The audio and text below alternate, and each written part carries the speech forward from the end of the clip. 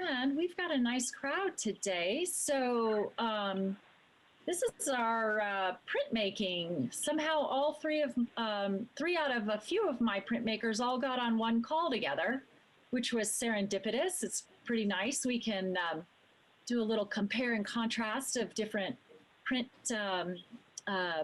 print styles, and I think it might even be kind of fun to just give a tiny bit of printmaking vocabulary, maybe, because I think people have a lot of questions about that. Since the spotlight is on Johanna Mueller right now, let's start with Johanna. How are you? I'm doing great. Yeah, let me know if you can't hear me. Hopefully these will last through the show. So anyways, yeah, just a little bit about my process. I work specifically with block printing, and within that method of relief printing, I work with a type of plastic plate. So these are some of the birds. I cut all my plates by hand after I intricately carve them. And so with relief printing, whatever you carve out ends up being the white or the paper tone, and then whatever is left on the surface becomes your image. So these birds are actually carved on both sides. So I have 4 different birds that I was able to incorporate into the 2 larger pieces that will be in the show. And then I've got. Johanna, let me ask you a question about that, because I always picture prints as being on one sheet, unless there's a chine-collé, the collage overlay or things like that. But so you're actually using cutouts. So in essence, every single one of your hand-pulled prints is unique, right? Yeah, yep, exactly. So there's, each one comes directly from that block or the matrix and is printed onto the page. So in that way, it is sort of its own unique piece. And then I have a series of watercolor pieces that will be in the show as well, which are framed on this back wall here. And then for the young guns, they're collaged with gold leaf and different papers, and then I work my prints back in there that I cut out some of my seconds that don't make it into an edition. So there's all sorts of found papers in there, fun things that will keep you looking on and on and on. But yes, and these 2 pieces are sort of unique in that they are combining gold leaf and hand painting. This one as well is quite a bit more intricate. And then all of the green leaves around the outside are engravings that I've done and then cut those into the shape of leaves. So let's talk a little bit about how do you visualize this work? Because there are so many, like, layers isn't quite the right word because it's not stacked up layers, but there are different stages, I guess, as you keep adding in these pieces. So could you kind of maybe walk us through a little bit of that? Like, take the birds maybe. How did that come together? Yeah, the larger bird piece over here, I printed all of these birds individually, and then before I put glue on them or anything, I dryly lay them out. So I do a dry run. And same thing with all of the other cutouts around the edges there. And so that one is more of a printmaking collage piece that I get to see as I do the printing, and then I do all the cutting, laying it out, trying to make sure that they look like the wreath that I wanted them to look like on there, and then adding hand painted details with acrylic afterwards.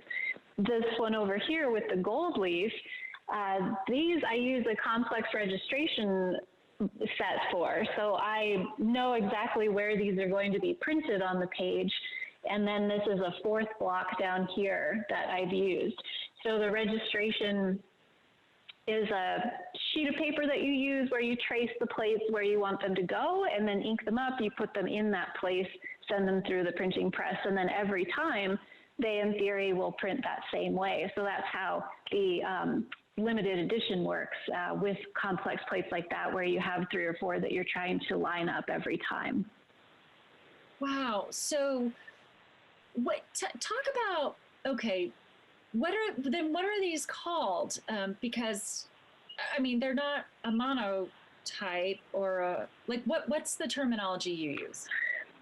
So actually, this one here is a varied edition. So it has VE 2/3.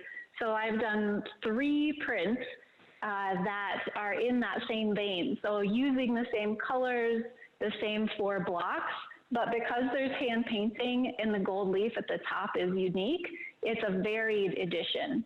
So that's something that some printmakers will use. This one over here is actually considered a monotype because it's the only one that exists. And there's just real nitpicky differences between the monotype and the monoprint. Might be considered more of a monoprint because it has a reproducible element in it.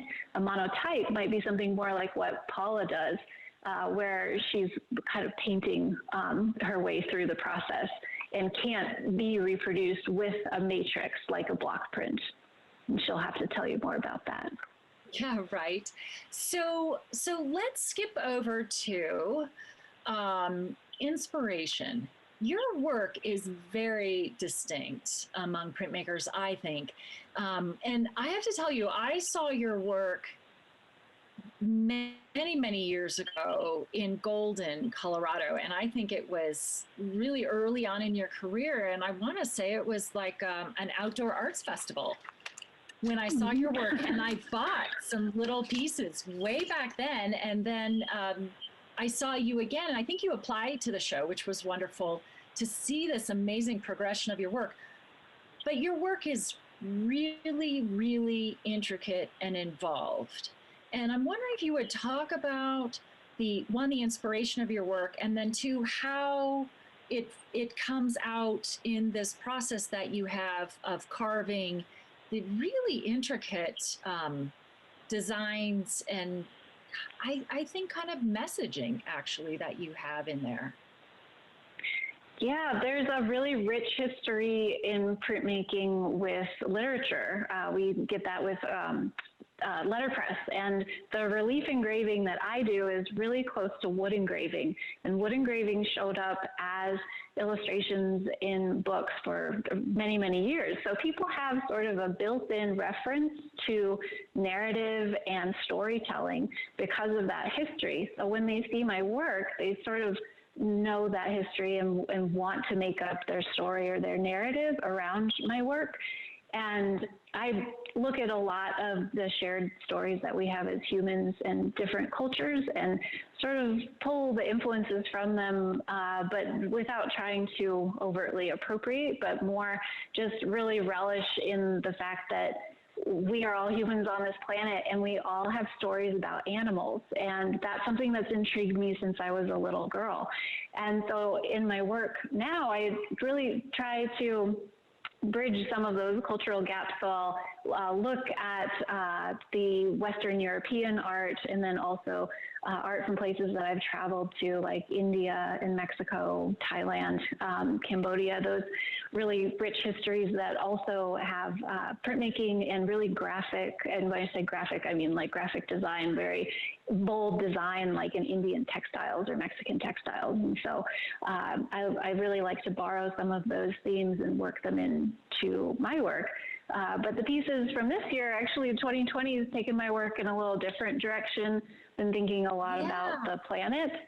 And so these... I want you to talk about that and talk about kind of some little specific details, if you would, in the work and what you're thinking about. Oh, for sure. So this is the buffalo piece, and this is the one for the Young Gun sale. So it has the unique collage on it, and then the hand-colored one is also going to be available in an edition of 10.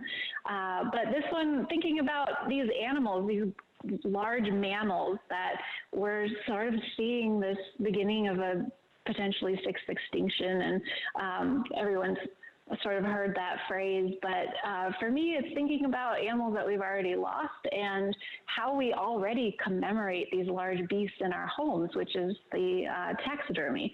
So these are my trophies, and thinking about that word trophy also as something that's revered, something that you're proud of too. And so these pieces are meant to sort of commemorate these large beasts that populate our national forest. And here in Colorado, the bison, the deer, antelope.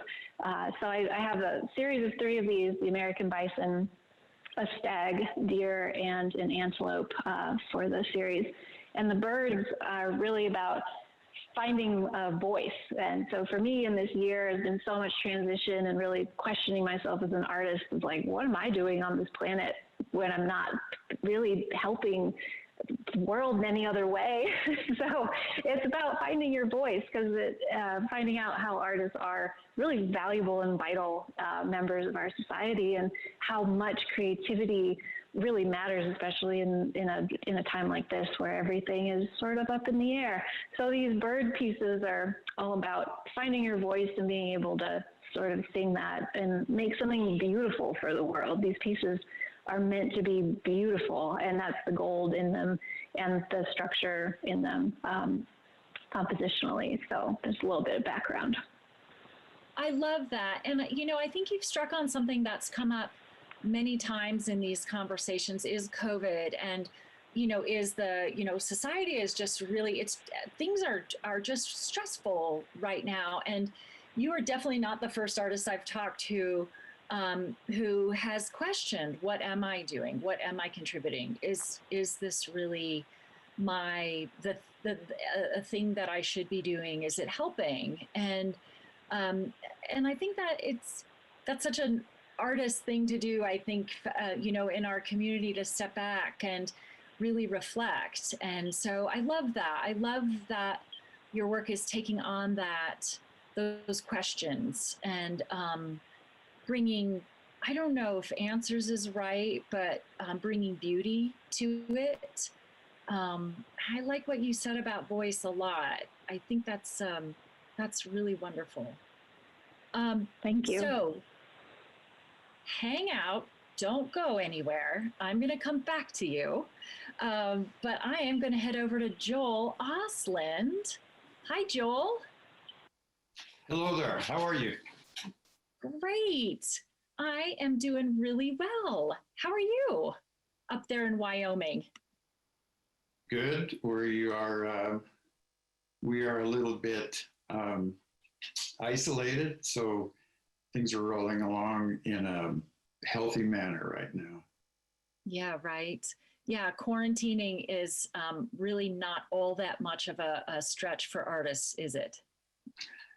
No, we live in our studios anyway, so it's a solitary existence oftentimes.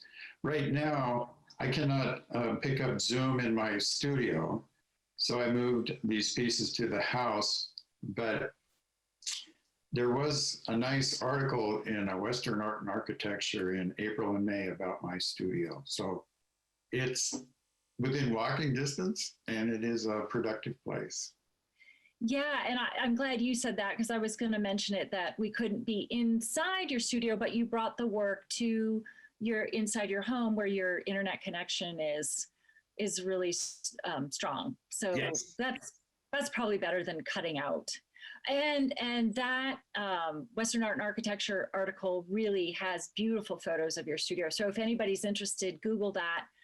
And I think you can find it online and see Joel's studio that way. But so Joel, you and Barbara Van Cleve and William Matthews are some of the, if not original, 1 or 2 years into the Coors Western Art when it first started. This is my 25th year, and you were there when I got there. So yeah, you've been in the show longer than me.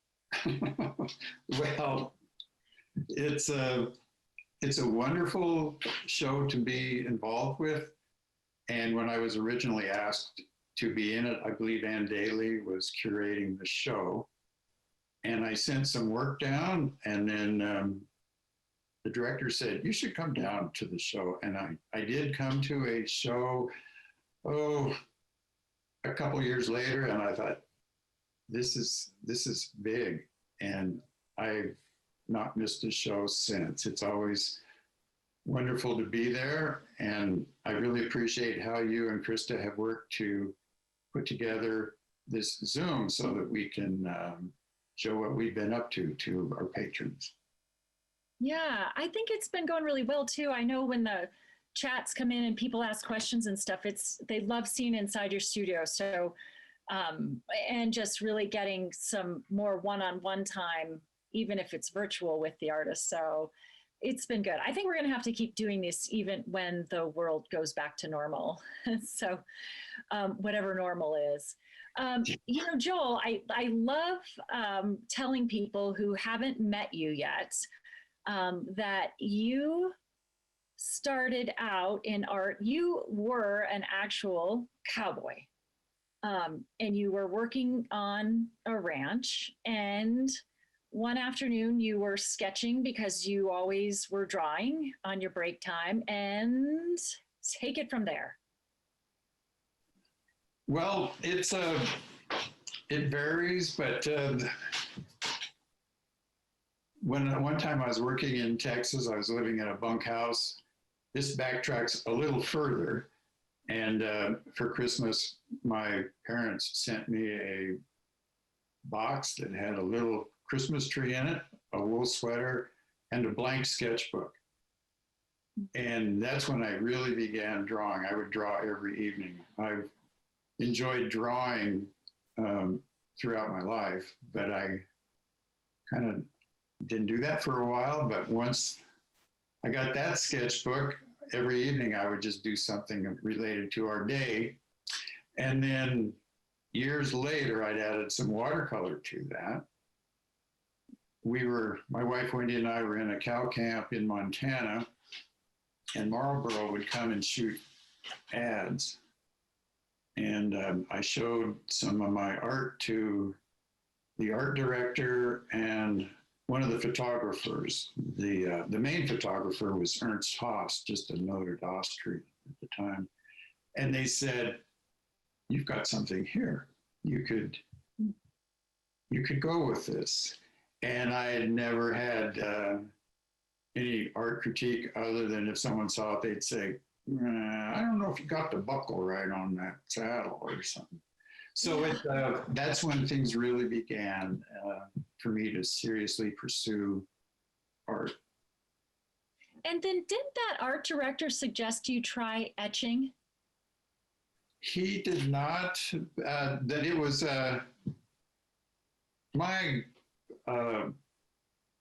my path through life has had kind of a bit of serendipitous wall bumping through the whole deal. But I had a show of drawings in a bank when I was working on a ranch close to Sheridan. And I got several phone calls from people, and they'd say, yeah, I really like that one. Do you have another one of those? And I said, no, that's a pen and ink. But that got me thinking, and looking at etching. It is similar in many ways to pen and ink, and it is considered fine art. Everything is, each piece is individually printed and pulled. So that was where I really began looking into the etching side of things. So, okay. What I love so much about your work is, one, how unique it is. Like, I think a lot of people who love the West, but don't live that, who were not cowboys, who didn't, it's sort of a different, it's almost like they're standing back looking through a window, but your work is that. It's just so authentic, and it feels so authentic because of what you bring to it. And I'm wondering if you could talk about that marriage of your life and what your experience brings into the studio when you go to work. What is that happening in there? Well, first, thank you for thinking of my work as being authentic, which I appreciate that. It's with the cowboy side of things, it's fun. I like art. I like figures. I like drawing figures, and I like the gestural side of it. And that's one of the reasons why I'm really fond of doing fly fishermen too, because there's always this reaching or just a passing gesture. And with the cowboy, cowboy at work really lends himself to gesture. Although this one, which is a 6x8 etching, which is in this show, it's titled Jean Jackets. And I was just playing with figures. And at this point, even holding a coffee cup, an old enamel cup, could be gestural. So the figures, I was just playing with working them in different relaxed poses. And then I went back in and disturbed the, the etched ground to put sort of an interesting, spontaneous background behind them. Yeah, so can you talk about that? Hey, Joel, can you, so you do primarily etchings, but you also paint. And we'll talk about that too. But would you talk about the etching process a little bit? Are you working on copper plates or zinc plates with a ground? Mainly copper. And for that etching jean jacket, the way it works is I begin with just a piece of copper I polish it, I hand polish it, and then I seal up the backside. And you can see there's been some abuse that's come through the process. I warm it up on a griddle and I put a thin layer of wax over that. And then with an etching needle, I just draw through the wax only to expose the copper itself. So I'm not trying to move metal at that point. So the drawing is a graceful, it can carry the gracefulness of drawing on wax. But when you put it into acid, the acid will eat wherever the wax has been disturbed and rough up the plate or etch lines into it that will hold ink. So it's convoluted, but once I get images beneath the smooth surface of the copper, I've got a plate ready to etch or ready to print. So at that point, I clean all of the wax off, roll ink on it, and then carefully wipe the smooth top off and leave ink down in the depressions. Put it on the etching press with a moist piece of paper. And when it comes out of the etching press, you peel off a mirrored image of the etched plate. Wonderful. And then so it's when you etch something, you draw and then you put it in the acid bath and then you take it out and then you can keep drawing and the original lines get darker and darker, right? Because they get deeper and deeper. Yes, it's called stage biting. The longer, with a needle, you get one width line, but the longer it's being corroded by the acids, the wider, deeper the line becomes, holds more ink and prints a darker line. There also, I don't know if I can do it here, but if you see some shiny lines that appear on the plate, that is where I have gone back in with an engraver's burren, which is what Johanna uses on her block prints. And engraving will work with the etching process. When I engrave those lines out, they hold ink and print black. If Johanna engraves those lines out, they print white. So we're working with printing in these different manners. So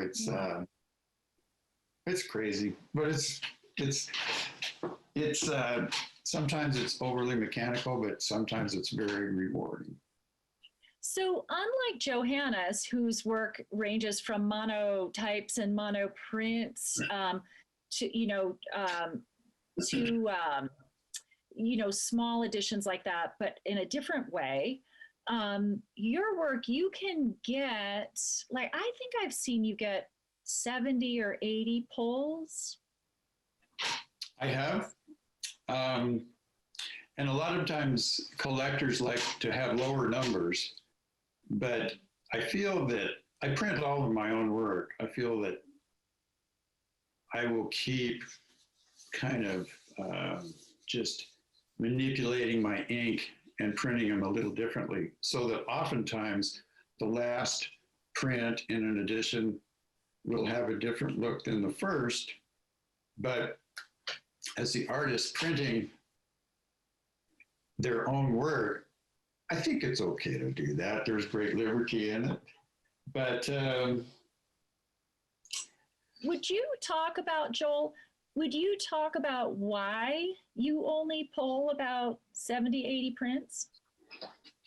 Some of it is, for collectors, it's nicer to have small editions. Mm-hmm. And for me, it's much more interesting and fun to work on new plates. So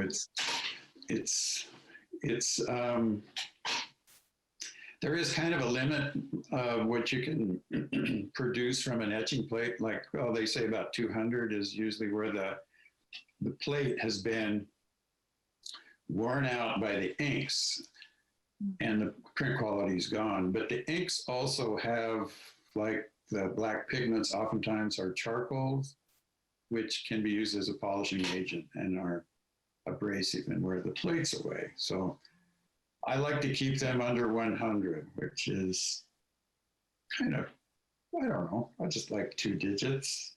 Yeah. And just to give you a sense of the path of one of the prints that's in this show, which is called Hooked. And I call it Hooked right now, but for me, it's a young woman fly fishing and the line's gone tight, but I call it Hooked because for me, it's who's hooked? Is this young woman just becoming hooked with this, or is there a fish on the line, or did she catch it? Oh, nice. But the process is, I began with a drawing that I did an etching of, and I did not like it, but I took it, and then you can see I started playing with some refinements and different ideas around the edges of it. So I'm looking at the etching and doing, where is that? Yeah, doing hands, gesture, all of those things. So I worked on those ideas, and then I pulled a print that looks like this, which was simply the figure and the water. And then it's like, okay, I've got her in good order, and it's fun to do things like work with reflected light and just some reflected light in the shadows, reflections, gestural drawing. So I had that, and then I thought, all right, where are you going to go with this? So at one point what I did is I had some prints pulled, and I pulled out some watercolors, and I started playing with lights and darks on the figure and wondering where to go with the background. So I did a couple of these watercolors backgrounds, And then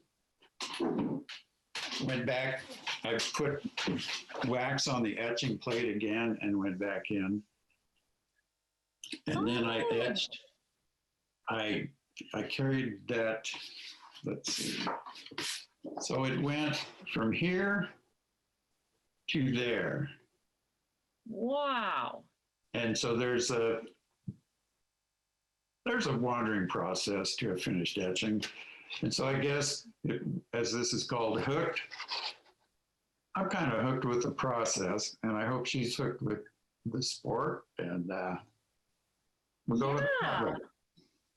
Hey, so Joel, we have a couple minutes, and then I'm gonna pop over to Paula, but I'm wondering, can you show us, now you have a work that we're getting, sometimes you do this for us, that we get the etching and we get the watercolor, with the watercolor on it as well. We have one of those this year, right?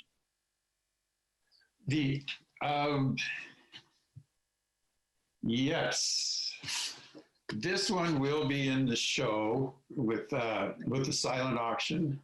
And then I also took, excuse me for looking away, I took the etching jean jacket and went into that with some ceruleans and cobalts, and then warmed up the background just to contrast those blues. So this will be in the Young Guns show. Beautiful, beautiful. And then could you show us you have a couple acrylic paintings in the show as well. I do, which goes back to COVID, because my wife Wendy was a public health nurse for quite a while, and when this hit, she had already been trained in pandemics, and she said, "All right, we got to stay close to home." So I was out in the studio rather than traveling around, and so I went out and started looking for things for a still life, which I could do in the studio. This is a 6x8, which will be in the silent auction. And it began with a bright red coffee can. The etchings are predominantly black and white, so it's fun to work with color. And it was just to have the luxury of putting down big slabs of red were fun. So I've done a series of still lifes, but this one was a small piece, and carrying that further and tying back to those cowboys holding enamel cups in the etching. Yeah. This one is called, I think it's called Coffee from the Hills, but it's just. Joel, I love it. See, now you're making me excited about red. Well, laying it all out and then just going, all right, when you get there, you can just have fun with that slabby color. And then it's just fun to put a ding in the can so that you carry a little texture into the shadows. Oh, yeah. Fun.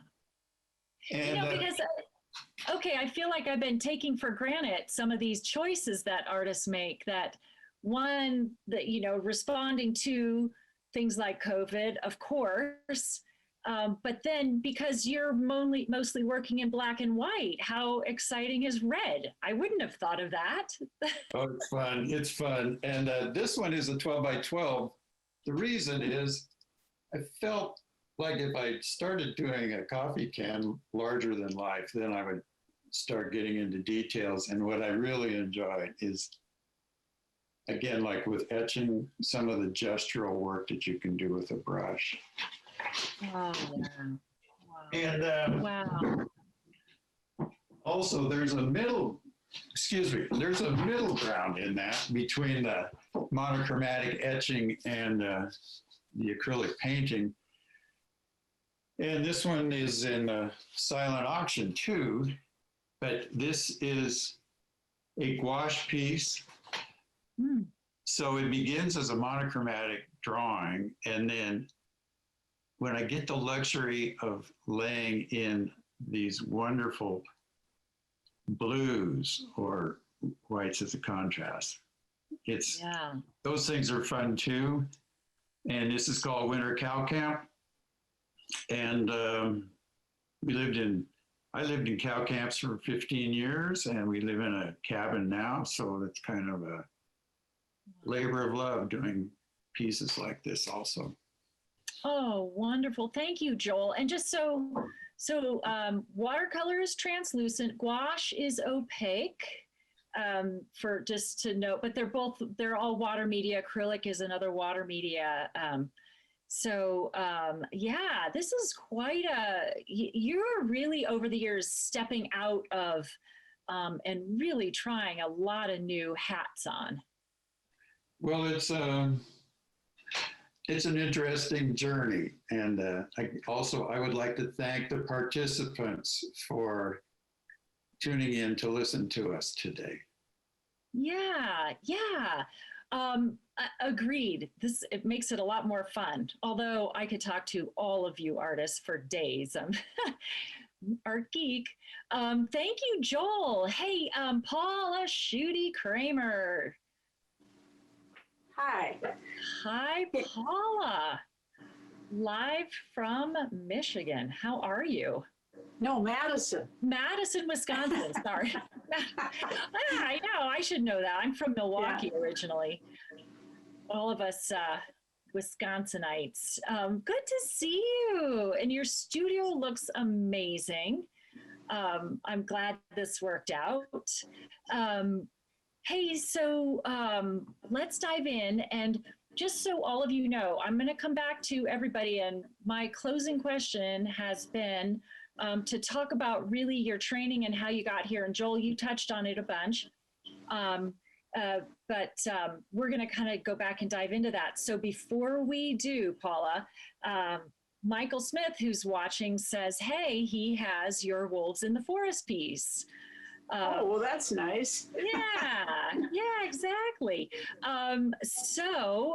Paula, let's talk about the work. And I really want to talk about how you decide on what you're going to do, because your work is very, very personal, as it is with most artists. But your work, you do have a place in Silverthorne in Colorado, and you're in Madison for long stretches. Would you talk about that? And I remember you telling me your kids gave you one of those outdoor wildlife cameras, and I think that's inspired a bunch of work too, right?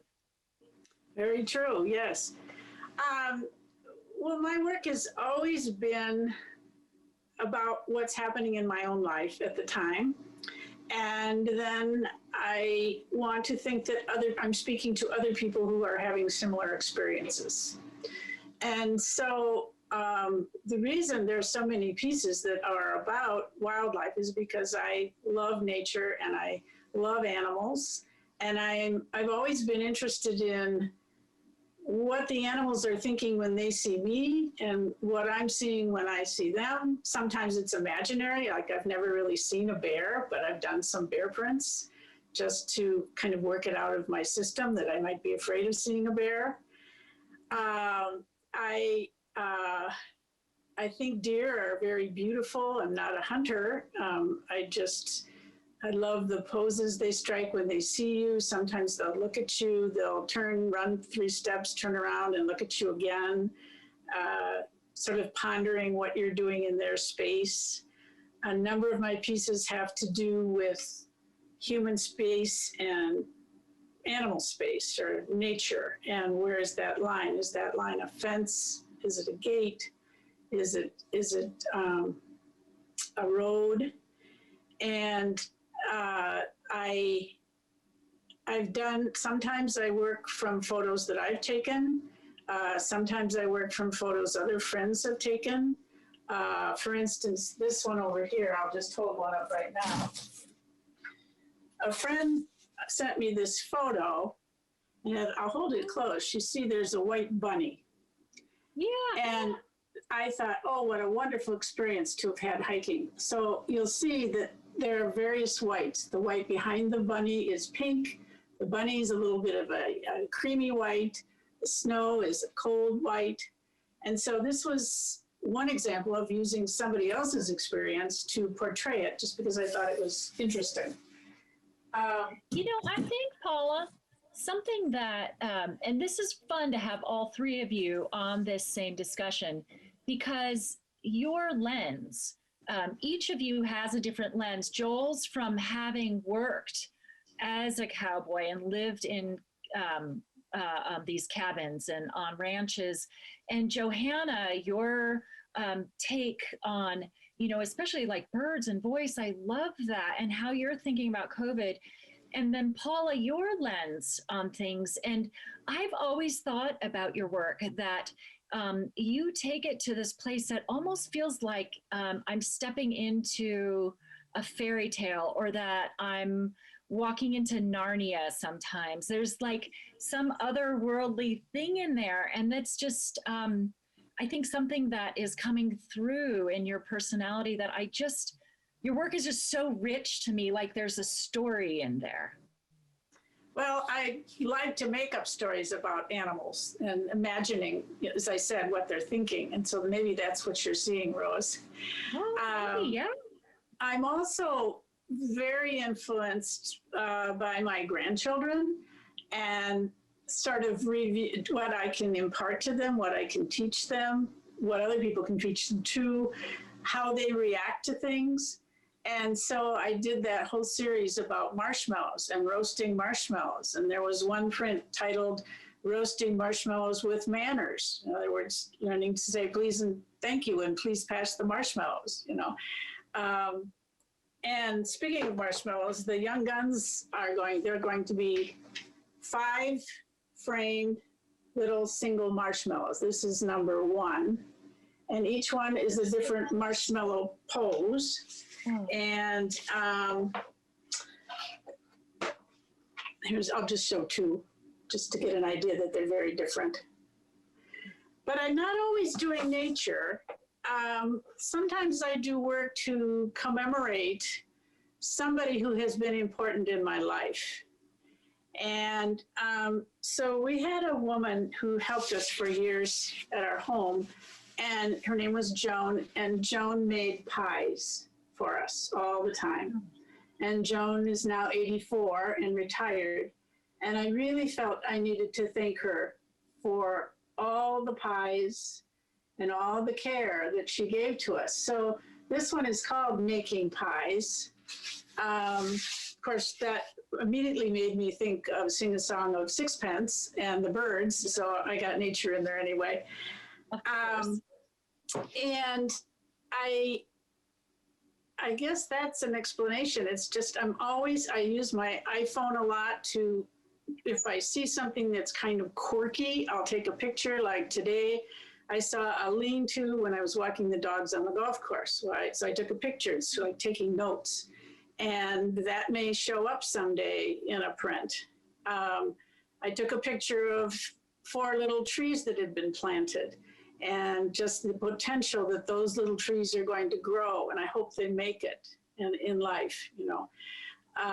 So I'm always looking and storing ideas, and I'll work on one theme for a while, and then I'll sort of exhaust it, and something else will come to the fore. Now, what I'm working on now, which will really not be in the show yet, I've always been interested in tracks and footprints, which are prints in the snow or in the mud, and where they lead, and who has been there, and how human tracks cross animal tracks. And so that came out of some earlier deer prints I'd done, where there were just the paths, the tracks from the deer, but really the deer were the main part of the image of the picture.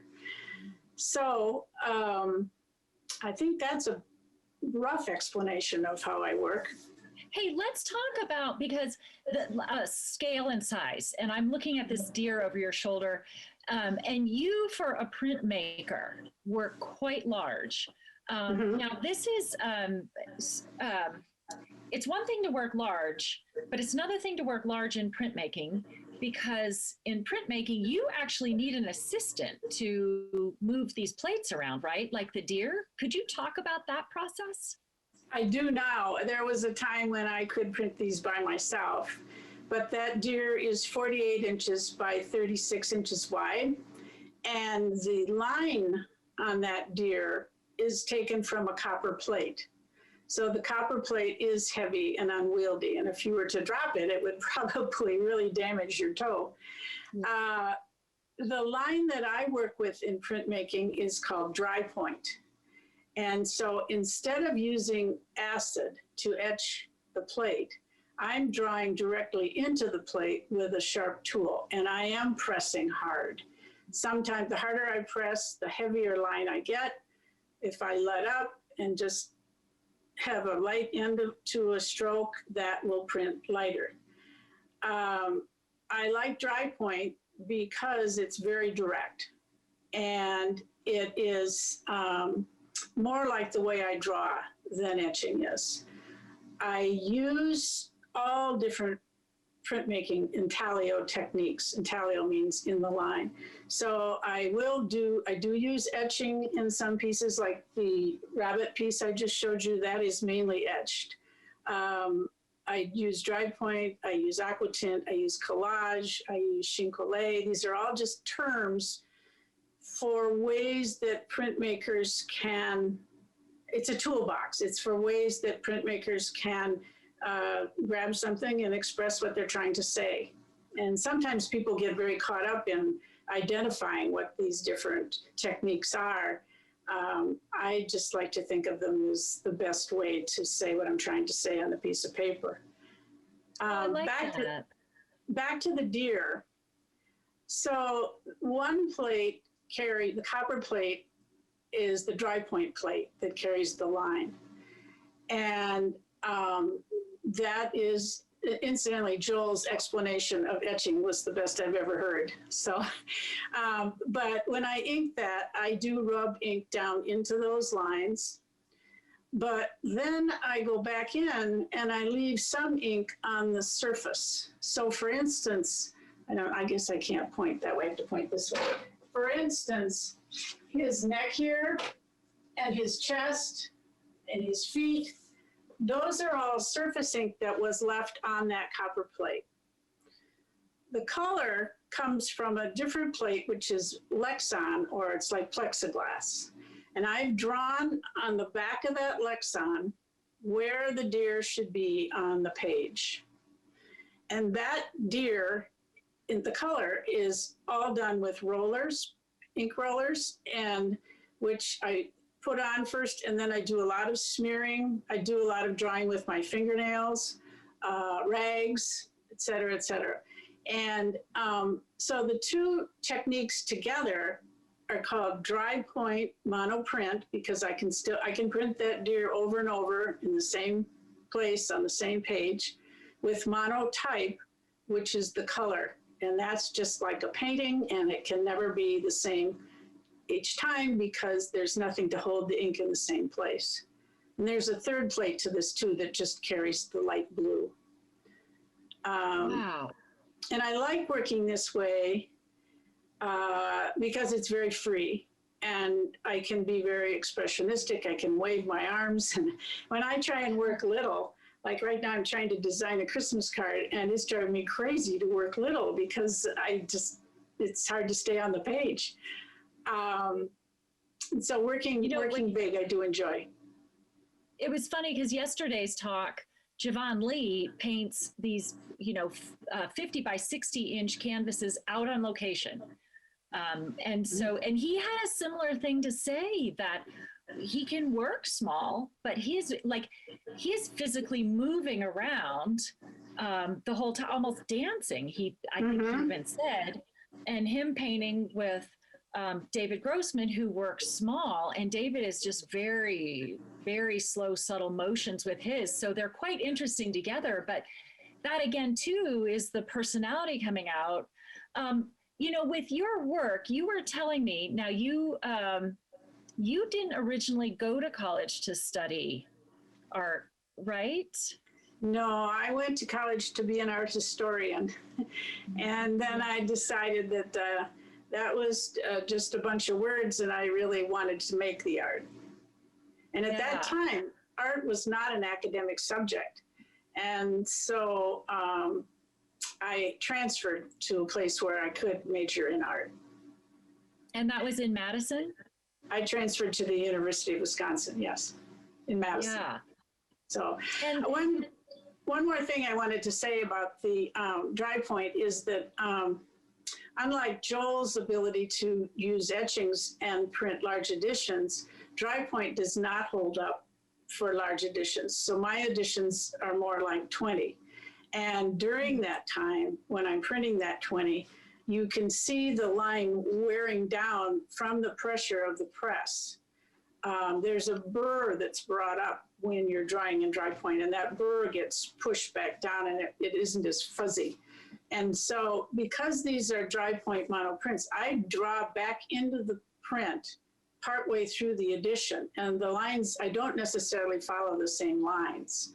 And that sort of gives a feeling of action or motion to have more than one line expressing the turn of a head or the movement of a leg. So anyway, I'm standing in front of my newest one here. Yeah, I was going to say, and we're getting this one too, right? Are we getting this one? We just finished it. Just finished it. It's called Hello. Oh, how sweet. Oh, wow. Look at Now, all that detail. You can see, you know, the looseless, how I drew with my fingernails and my rag and smeared, the smearing above his eyes, etc., and on his back. And then he's in a field of flowers. Oh, beautiful. So and you do see those multiple lines coming into accent. So Paula, you know, what I'd love to have you talk about, and we talked about this a while ago, but you had a very influential teacher, and I think this is interesting, and this is going to lead me into my question for Joel and Johanna. Are sort of what Joel was talking about, that serendipity of, you know, running into people, or what changes your path. And you were telling me about a very influential printmaker and teacher that you had and still talk to for many, many years. And it always seemed to me that friendship and relationship has given you the room and the latitude to try so many different things in printmaking and really express yourself and your story in such a unique way. And I'm wondering if you could talk a little bit about that inspiration. Well, I think you're talking about my professor, Warrington Colescott. There actually were two printmakers that have been very influential, but Warrington taught here at the University of Wisconsin for many years. He's a satirist in printmaking, and so his prints were actually quite biting sometimes, making fun of the NEA, making fun of the history of certain artists. He did a lot of dry point.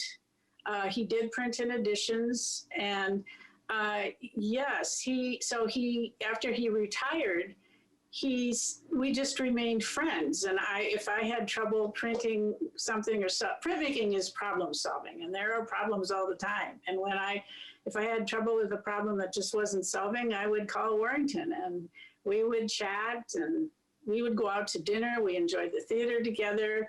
And he lived to be about 95, and he continued making prints almost to the end of his life. So he was a true artist in that he sketched like 60 sketches a month, and he was doing a lot of research before he did his prints. And he really, he just showed me that it was it's fun, and it also is something that he took very seriously. The second person that really influenced me, his name is Bill Wiggy, and he was a printmaker and a paper maker, and more abstract in his work, but what I learned from Bill is you can just try anything and be gutsy and try it. And with printmaking, if it doesn't work, you can always try it again. Just run another one through the press. And once somebody said, when you run something through the press and you take it out the other side, it's like Santa Claus came. It's a surprise each time, and it's a joy, and there's anticipation, and there are good days and bad days in the studio. But when you have a good day, it's absolutely magical. Wow, that is so wonderful. And I really think that when mentors give you the permission, to experiment, then we, the audience, benefit from it.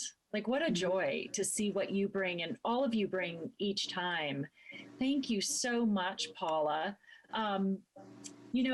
Johanna, let's hop back to you for a second. And would you talk about, please, really how you became a printmaker? What inspired you to work in printmaking? Yeah, can you all hear me again? Yes. Good. Okay. I went into my undergrad knowing that I wanted to be in the arts, but I thought I was going to be a graphic designer and get a job and all of that. And I took one printmaking class kind of on a fluke. I just needed a upper level art credit, and I was hooked. My professor, who also introduced me to Warrington Colescott, got me into printmaking and kind of convinced me that it was for me, but part of it was the community around printmaking. Printmaking revolves around the printing press, and so it's kind of a communal sport in a lot of ways that printmakers share. So one reason why we love talking about techniques, because we share studios, we share equipment, and we're friends. I met Joel at a residency just outside of Sheridan, and so it's such a warm community. It's like an extended second family, and so I got hooked in undergrad, and then went and got my master's, my MFA in printmaking, and continued to put myself out there with the printmaking community. And so it's really exciting when in Denver they do the month of printmaking and all sorts of other really excellent opportunities for printmakers out there that continue to keep me engaged in the art community and printmaking specifically.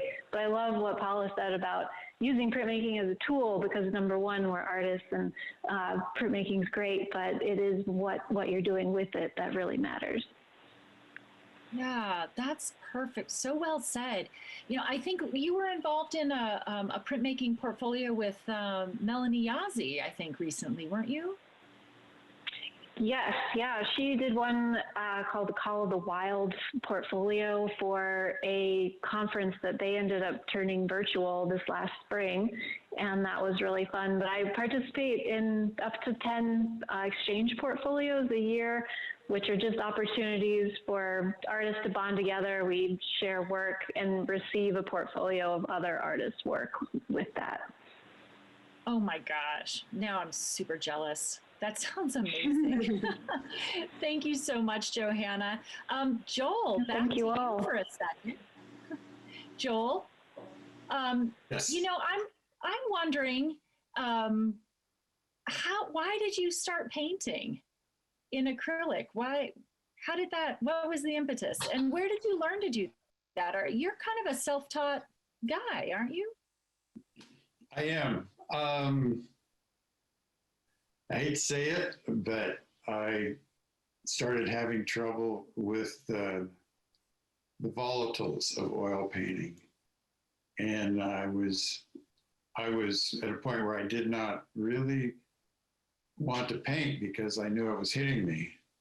And when I switched to acrylic, all of a sudden, I could just get right back to it. And so it was health related. And it's so the oil paint, what was it about the oil paint? It was it would really get my lungs. I would just get a tight cough with it. So acrylic is another water-based media, so things are good. And it's nice to like, it must be just a nice counterpoint to etching, to just paint red, get with a brush and. It is, it's very different. Printmaking for me is largely studio oriented. And it's so nice to be able to go out, you know, take a pochade box and go out and sit down and enjoy it, work on a painting and bring back something fresh. And I love it. Just very different, really. Yeah. And there's a way of switching from one to the other. It's like to switch, it makes things feel fresher when you get back to it. Oh yeah, of course, right? Yeah. Yes. Okay, final question. Well, actually, do you have final questions for each other? Any comments or questions for each other? I just loved meeting both of you. It was very interesting. Well, I think it's wonderful the way you have 3 printmakers here today, and we are all playing different facets of printing. So each of us is different, but it's magical in all different directions. It's so nice to see everyone side by side, I think. And prints are spectacular. They're great for collectors. So it's really, really wonderful to learn a little bit more about each different technique and then also the concept behind it. I really enjoyed meeting you guys too, again. Thank you all so much. I really appreciate that. And yeah, this was talk about serendipity. You all were on this call together. This was really wonderful. I just want to tell everybody, I'd like to remind everybody that all the work is up online at CoorsWesternArt.com. So check us out there. The show is unfortunately not going to be live, but we are going to open it up for sale. And to make it fair, everything is going to be basically a silent auction, which opens on December 18th on Handbid. If you go to CoorsWesternArt.com, you'll get all the information there. You're going to need to just follow the link, go to Handbid, get signed up, and then you can start bidding December 18th.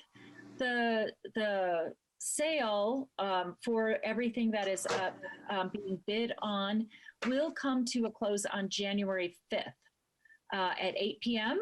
So Mountain Time. And if you're around and want to tune in, sorry about that. I just have thought I silenced my phone. If you're around and want to join us for that on January 5th, we're going to have a fun little program going on, and you can find out who won Best of Show and various other awards that we have. And that evening at 8 o'clock will be the end of the auction aspect of the show. And then anything that hasn't sold, and certainly if there are multiples, as we're looking at our printmakers here, if there are multiples, those will continue to be sold until we sell them out through the end of what would have been the National Western Stock Show, so almost to the end of January. So questions or comments, please reach us through the website. And I want to thank you all. Thank you, Johanna, Paula, and Joel, so very much for being here. I really appreciate it. This was a joy. And thank you all participants for coming on, and more next week. So go to the website and you'll see who's up to bat next. Take care, everybody. Have a good Friday. Very nice. Thank you. Thank you, Rose. You have been doing so much work. I can't even fathom what you're going through, and yet you look so fresh and prepared for each one of these, and it's wonderful. You're doing a great job.